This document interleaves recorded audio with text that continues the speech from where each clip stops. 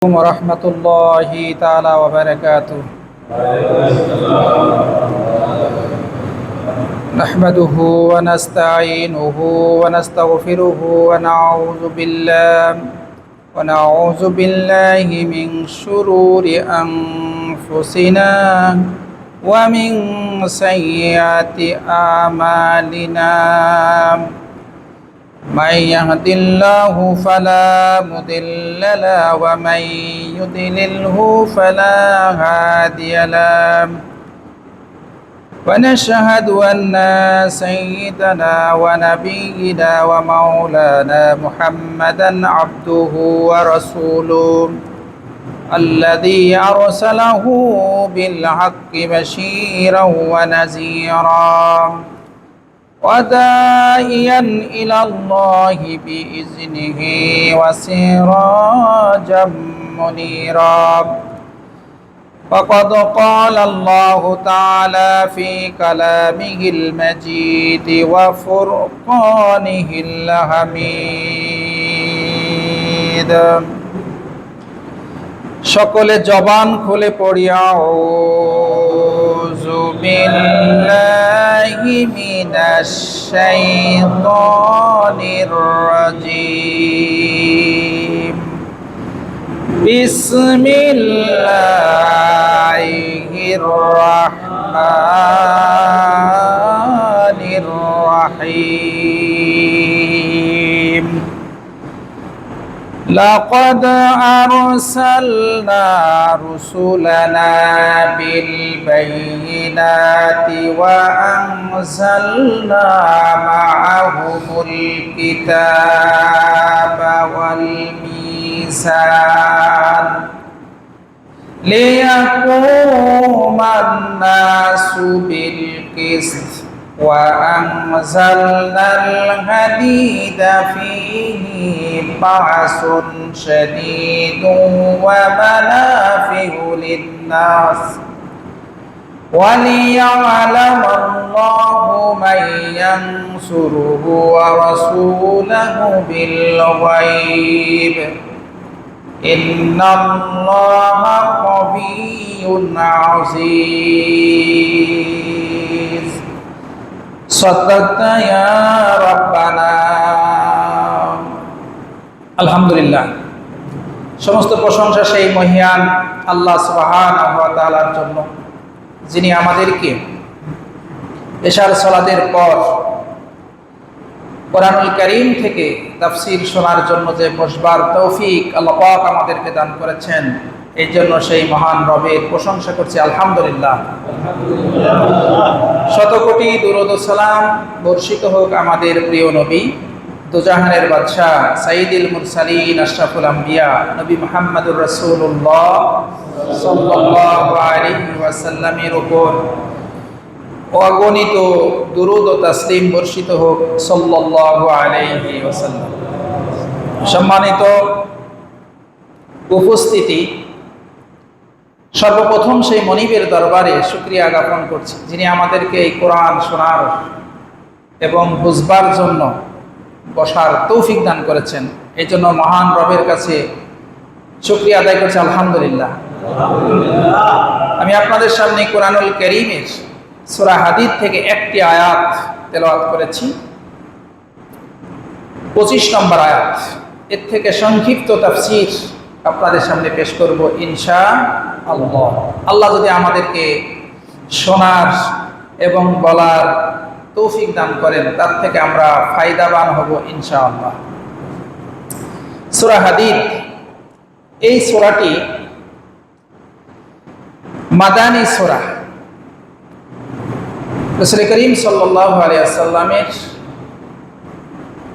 মদিনার জিন্দেগিতে এই সূরাটা নাজিল হয়। এই সূরার নাম হচ্ছে সূরা হাদীদ। হাদীদ শব্দের অর্থ হচ্ছে লোহা। লোহা, লোহা, যেই লোহা দিয়ে আমরা ব্যবহার করি, এই সম্পর্কে আল্লাহ পাক একটা সূরা নাজিল করেছে। এই আয়াতের মধ্যে আল্লাহ পাক বলছেন وأنزلنا الحديد فيه بأس شديد ومنافع للناس। আল্লাহ বলছেন যে আমি লোহা নাজিল করেছি, এটা মানুষের বহুবিধ কল্যাণের জন্য। এই শব্দ থেকে আপনার এই সূরার নামকরণ করা হয়েছে হাদিদ। তো হাদিদের দুইটা অর্থ লোহা। একটা হচ্ছে লোহা, যেটা আমরা সাধারণত এর প্রচুর ব্যবহার করে থাকি, আর এই লোহা হচ্ছে মানুষের জন্য বহুবিধ কল্যাণ। বহুবিধ কল্যাণ, তার সাথে আরেকটি অর্থ হলো যে রাজনৈতিক ক্ষমতা।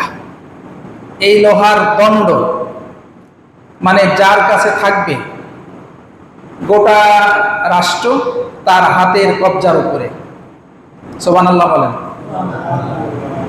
এর আগে যে রাষ্ট্র ক্ষমতায় ছিল কে? শেখ হাসিনা। তার হাতে কি ক্ষমতা ছিল? সকল মানুষ তার কাছে কাবু ছিল, কি বলেন? কিন্তু যখন লোহার দণ্ড তার কাছ থেকে সরে পড়ল, ক্ষমতা সে হারিয়ে ফেলল, তখন আর এই দেশেই থাকতে পারল না। কারণ কি? যে তার হাতে আর কোনো রাজনৈতিক ক্ষমতা নাই। যার কাছে এই রাজনৈতিক ক্ষমতা থাকবে সে আপনার এটা ব্যবহার করবে। এই ব্যবহারটা যদি কেউ সঠিকভাবে করতে পারে তাহলে দেশ এবং জাতি সবাই উপকৃত হবে এই ক্ষমতা থেকে। আর যদি এর অপব্যবহার হয় তাহলে এর থেকে মানুষ নির্যাতিত হবে, মানুষ কষ্ট পাবে, মানুষ অত্যাচারিত হবে। তো এই লোহার আসল যে ইতিহাস আমি সংক্ষেপে বলি, আমার আলোচনা শুরু করব ইনশাআল্লাহ। লোহা এই সম্পর্কে মানুষের ধারণা খুব কম ছিল। প্রথমে এশিয়া এবং মাইনারে প্রথমে লোহার ব্যবহার মানুষ শিখে, এবং সেখানকার হিত্তি নামক এক জনগোষ্ঠী এই লোহার ব্যবহার জানতো, এবং এই লোহা যে কিভাবে গলাতে হয় এটার কৌশল শুধুমাত্র তারাই জানতো। যার কারণে এর প্রসেসটা ব্যবহার করে গোটা পৃথিবীকে তারা শাসন করেছিল। কিন্তু কাউকে এই লোহার আপনার যে গলানোর যে ব্যবহার বা এর যে কৌশলটা, এটা কিন্তু হিত্তিরা কাউকে দেন নাই। এরপরে ফিলিস্তিনিরা আপনার এই লোহার ব্যবহারটা শিখে যায়, কিন্তু তারাও এই বিষয়টা গোপন রাখে, কাউকে জানতে দেয় না। যেমন আমাদের দেশে আমরা যে আরসি, 7 আপ, কোকোকোলা যেটা খাই, এটা কিন্তু ইসরায়েলের পণ্য। এই পণ্যটা যে ব্যবহার করে যে একটা কেমিক্যাল, এইটা কিন্তু তারা কাউকে দেয় না। এর প্রোডাক্ট ব্যবহারের যে একটা আপনার সিস্টেম আছে, সেই সিস্টেমটা কাউকে দেয় না। তো লোহা এরকম ব্যবহারের কাউকে এই তথ্যটা দেয় না। তো আল্লাহ রাব্বুল আলামিন একজন পয়গম্বর প্রেরণ করলেন, তার নাম হলো হযরতে দাউদ আলাইহিস সালাতু ওয়াস সালাম। দাউদ আলাইহিস সালাতু ওয়াস সালামকে আল্লাহ পাক লোহা ব্যবহারের শিক্ষাটা দিয়েছিলেন।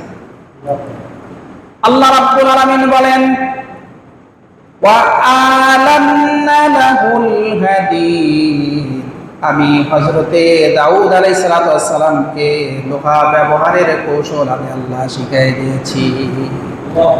লোহা ব্যবহারের যে কৌশল, এটা আল্লাহ পাক শিখিয়ে দিয়েছে। যখন এই লোহা ব্যবহারের কৌশল আল্লাহ শিখিয়ে দিলেন, আর তাকে একটা মুজিজাও দিয়েছিলেন।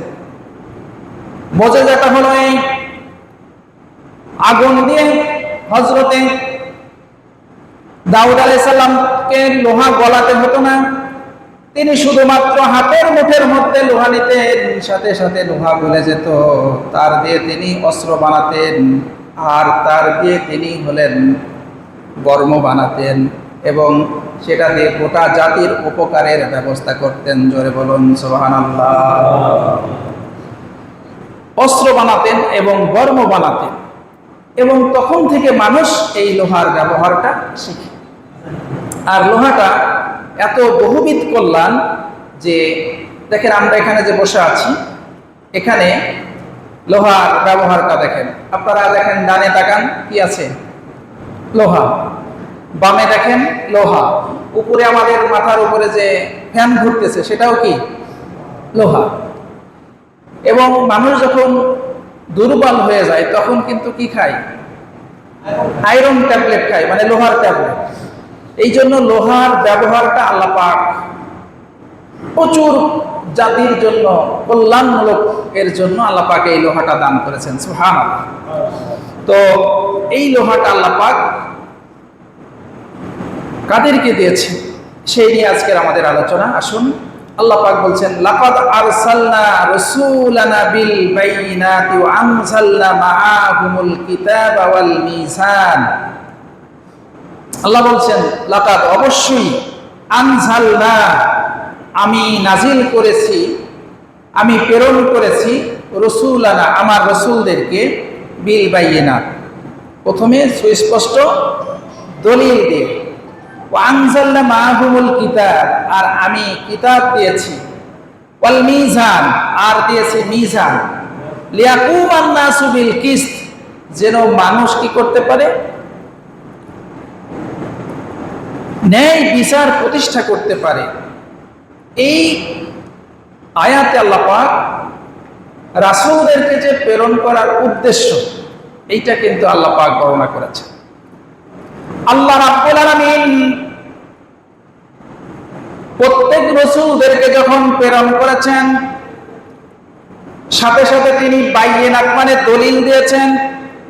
দলিল সহকারে আল্লাহ রাব্বুল আলামিন যত পয়গম্বর পাঠাইছেন প্রত্যেক পয়গম্বরকে আল্লাহ পাক দলিল সহ পাঠাইছেন, আর পাঠাইছেন কিতাব, আর দিয়েছেন মিজান, যাতে করে মানুষের মধ্যে বিচারটা সঠিকভাবে করতে পারে। এই জন্য আল্লাহ রাব্বুল আলামিন গোটা পৃথিবীতে যত পয়গম্বর পাঠাইছেন প্রত্যেক পয়গম্বরকে আল্লাহ পাক দান করেছেন হেদায়েত। আদম আলাইহিস সালাম উনি প্রথম নবী, উনাকেও কিন্তু যখন জান্নাত থেকে নামিয়ে দেওয়া হলো তখন কিন্তু তিনি খালি খালি আসেন নাই। আল্লাহ রাব্বুল আলামিন বলেন, ইহবিতু মিনহা জামিয়া ফাইম্মা ইয়াতিয়ান্নাকুম মিন্নি হুদান ফামান তাবিয়া হুদায়া ফালা খাউফুন আলাইহিম ওয়ালা হুম ইয়াহজানুন। আল্লাহ রাব্বুল আলামিন বললেন, ও আদম, তুমি জান্নাতে আর থাকতে পারবে না, তুমি দুনিয়ার মাজারে চলে যাও, কিন্তু দুনিয়ায় গেলে হবে না। আমি আল্লাহ তোমাকে দান করলাম হেদায়েত, এই হেদায়েত দিয়ে তুমি তোমার জীবন পরিচালিত করবে। তুমি ইচ্ছা মতন চলতে পারবে না। ফামান তাবিয়া হুদায়া, যে ব্যক্তি এই হেদায়েতকে আঁকড়ে ধরবে, পালন করবে, ফালা খাউফুন আলাইহিম ওয়ালা হুম ইয়াহজানুন, তাদের জন্য কোনো ভয় নাই, তাদের জন্য কোনো চিন্তার কারণ নাই। তাহলে প্রথম মানুষ, প্রথম নবী, তাকে যে প্রেরণ করা হলো সাথে সাথে তাকে কি দেওয়া হয়েছে? হেদায়েত দিয়ে প্রেরণ করা হয়েছে, আর তার সাথে একটা কিতাবও দেওয়া হয়েছে। মুসা আলাইহিস সালামকে প্রেরণ করা হয়েছে, সেখানে দেওয়া হয়েছে কিতাব। ঈসা আলাইহিস সালামকে প্রেরণ করা হয়েছে, সেখানে তাকে দেওয়া হয়েছে কিতাব। ইয়াহইয়া আলাইহিস সালামকে প্রেরণ করা হয়েছে, তাকে কিতাব দেওয়া হয়েছে। ইয়া ইয়াহইয়া খুযিল কিতাব বিকুওয়া। প্রত্যেক নবীকে যখন প্রেরণ করা হয়েছে সাথে সাথে আল্লাহ পাক কি দিয়েছেন? কিতাব দিয়েছেন। মুহাম্মদ রাসূলুল্লাহ সাল্লাল্লাহু আলাইহি ওয়াসাল্লামকে একই জিনিস দেওয়া হয়েছে। আল্লাহ রাব্বুল আলামিন বলেন, ওয়াল্লাযী বাআসা ফিল উম্মিয়িনা রাসূলাম মিনহুম ইয়াতলু আলাইহিম আয়াতিহি ওয়া ইউযাক্কিহিম ওয়া ইউআল্লিমুহুমুল কিতাবা ওয়াল হিকমা। আল্লাহ রাব্বুল আলামিন বলেন, হে রাসূল, আমি আপনাকে প্রেরণ করেছি এমন এক জাতির সামনে যেখানে আপনার জন্য আপনি সেখানে যে মানুষকে কথা বলবেন, মানুষকে যে হেদায়েত শোনাবেন, সেটা হলো কিতাব দিয়ে। কিতাব দিয়ে আপনি হেদায়েত শোনাবেন। আর ইয়াতলু আলাইহিম আয়া, আল্লাহর আয়াতকে আপনি তেলাওয়াত করে শোনাবেন। ওয়া ইউযাক্কিহিম, তাদেরকে পুত পবিত্র করবেন। ওয়া ইউআল্লিমুহুমুল কিতাবা ওয়াল হিকমা, এবং বিজ্ঞান এবং হিকমত শিক্ষা দেবেন। তাহলে আমরা এখান থেকে বুঝতে পারলাম যে প্রত্যেক রাসূলদেরকে যে আল্লাহ পাক প্রেরণ করেছেন, সেখানে দিয়েছেন হলো বাইয়িনাত, কিতাব, তার সাথে সাথে হলো দলিল। এইটা দিয়েই মানুষের মাঝে বিচার কাজ ফয়সালা করতে আল্লাহ পাক বলেছেন। নবী এবং রাসূলরা যে দুনিয়ায় এসেছেন, তাদের একটাই উদ্দেশ্য ছিল, সেটা হলো যে আল্লাহর এই জমিনে আল্লাহর দ্বীন যেন বাস্তবায়ন হয়। আর আল্লাহর জমিনে আল্লাহর দ্বীনটা বাস্তবায়ন করতে হলে মানুষের মধ্যে যদি ন্যায় বিচার প্রতিষ্ঠা করতে না পারে, তাহলে দ্বীন কখনো বাস্তবায়ন হতে পারে না। এই জন্য প্রত্যেক রাসূলরাই কি করেছেন, এই দ্বীনকে আল্লাহর জমিনে বাস্তবায়নের জন্য আপনার কিতাব দিয়ে হলো বিচার ফয়সালা করেছেন। আর এই কিতাব দিয়ে যদি বিচার ফয়সালা না করা যায়, তাহলে সঠিক বিচার কারো পক্ষে করা সম্ভব না। আল্লাহ পাক নিজেই বলছেন, আলা লাহুল খালক ওয়াল আমর, সৃষ্টি যার, আইন চলবে তার। সুতরাং এই আইন যদি কারো হাতে তুলে দেওয়া হয়, তাহলে সে আপনার আইনের অপব্যবহার করবে। এই যে আমাদের দেশে যে এত দুর্নীতি, আমাদের দেশে যে এত অনিয়ম, একটাই কারণ, যে সেখানে আল্লাহর আইন নাই। যদি আল্লাহর আইনটা যদি চালু থাকতো, তাহলে কিন্তু এত ধরনের দুর্নীতি, এত ধরনের অশান্তি জমিনে হতো না। সৌদি আরবে দেখেন, সবচেয়ে দুর্নীতি এবং সবচেয়ে আপনার ক্রাইম কম হয় সৌদি আরবে। কারণ কি, সেখানে সব না, গুটি কয়েকটা আইন সেখানে মাত্র চালু আছে। গুটি কয়েকটা, চোরের হাত কাটা, জেনার শাস্তি, এই মাত্র কয়েকটা আইন। তাতেই দেখা যাচ্ছে যে হলো পৃথিবীর মধ্যে সবচেয়ে যে কম করাপশন হয় যেটা, সেটা হলো সৌদি আরব। যদি পুরো কোরআনের শাসনটাই যদি আপনার জমিনে চালু হতো, তাহলে সকলের অধিকার কি মানুষ সঠিকভাবেই ফিরে পেত। এই জন্য আল্লাহ বলছেন যে ওয়ানজালনা মাআহুমুল কিতাব, আমি নাজিল করেছি তাদের সাথে কিতাব আর মিজান, লিয়াকুমান নাসু বিল কিসত, যেন মানুষের মধ্যে বিচারটা সঠিকভাবে করতে পারে। আজকে বিচারটা দেখেন যে আমরা কার কাছে বিচার চাচ্ছি, কার কাছে বিচার চাচ্ছি।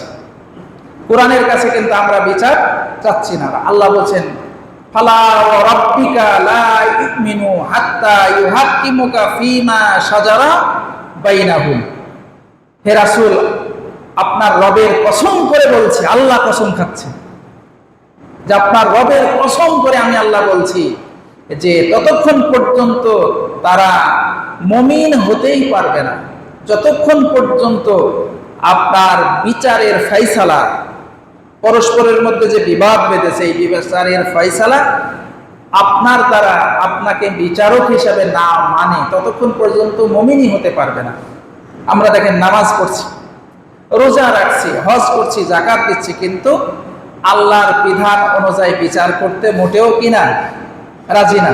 কিন্তু আল্লাহ কি বললেন, নবী আপনার রবের কসম, কোশ্চিন কালেও তারা মুমিন হতে পারবে না আপনাকে যদি বিচারকের ফয়সালা, আপনি বিচারক হিসাবে যদি আপনাকে মেনে না নেয়।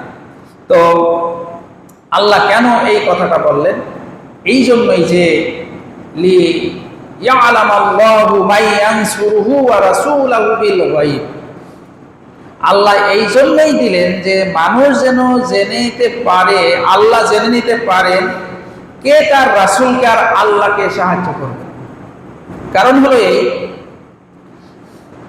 আল্লাহ পাক মানুষকে তো জান্নাত দিতে চান, মানুষকে জান্নাত দিতে চান। তো কেমনে দিবেন? একটা তো প্রসেস লাগবে, একটা তো প্রক্রিয়া লাগবে। তো আল্লাহকে কারা বেশি ভালোবাসে, এই কেমনে বেশি ভালোবাসে আল্লাহ তার রাসূলকে, এইটা আল্লাহ পাক পরীক্ষা করার মাধ্যমেই জান্নাত দিয়ে দিবেন। এরপর আল্লাহ পাক বললেন ইন্নাল্লাহা কাবিয়ুন আজিজ, নিশ্চয় আল্লাহ তাআলা যেমন শক্তিশালী এবং পরাক্রমশালী। আল্লাহ রাব্বুল আলামিন বলেন, ও পৃথিবীর সমস্ত মানুষেরা, তোমরা যদি আল্লাহর বিরুদ্ধে, সকল মানুষ যদি, পৃথিবীর সমস্ত মানুষ যদি তোমরা একত্রিত হয়ে আল্লাহর বিরুদ্ধে কথা বলো, আল্লাহর যে শক্তি আছে এই শক্তির কোনো কমতি হবে না। আবার যদি গোটা পৃথিবীর সমস্ত মানুষ যদি তোমরা আল্লাহওয়ালা হয়ে যাও, আল্লাহর যে মহত্ব আছে, আল্লাহর যে বড়ত্ব আছে, সেই বড়ত্ব একটুকু বাড়বে না। জোরে বলুন সুবহানাল্লাহ। আল্লাহ রাব্বুল আলামিন বলেন, বান্দা, আমি তোমাকে এই জন্যই পরীক্ষা করতে যাচ্ছি যাতে করে আমি তোমাকে জান্নাত দিতে পারি। তুমি যখন আমার দিকে আসবা, আমি আল্লাহ তোমার দিকে চলে যাব। আল্লাহ রাব্বুল আলামিন বলেন, ফাযকুরুনি আযকুরকুম ওয়াশকুরুলি ওয়ালা তাকফুরুন। তুমি যদি আমাকে স্মরণ করো, আমি আল্লাহ তোমাকে স্মরণ করব। এরকম যে বহু জায়গায় আল্লাহ রাব্বুল আলামিন এই ধরনের কথা বলেছেন। কুল ইয়া ইবাদি আল্লাযী আশরাফু আলা আনফুসিহিম লা তাকনাতু মির রাহমাতিল্লাহ। হে আমার বান্দারা, হে আমার আদরের বান্দারা, তোমরা আল্লাহর রহমত থেকে নিরাশ হও না। তোমরা নিরাশ হও না, তোমরা ফিরে আসো আমার দিকে, আমি আল্লাহ তোমাদের সব গুনাহগুলো মাফ করে দেব। সুতরাং আল্লাহ এই পরীক্ষার মাধ্যমে আল্লাহ পাক জান্নাত দিতে চান। আল্লাহ রাব্বুল আলামিন আমাদের সকলকে কবুল করুক, যাতে করে আমরা এই কোরআনের আইন, কোরআনের শাসন যেন জমিনে প্রতিষ্ঠা করে যাতে আমরা জান্নাত পেতে পারি, সেই তৌফিক আল্লাহ আমাদের সকলকে দান করুক। আমিন। ওয়া মা তাওফিক ইল্লা বিল্লাহ, আলাইহি তাওয়াক্কাল।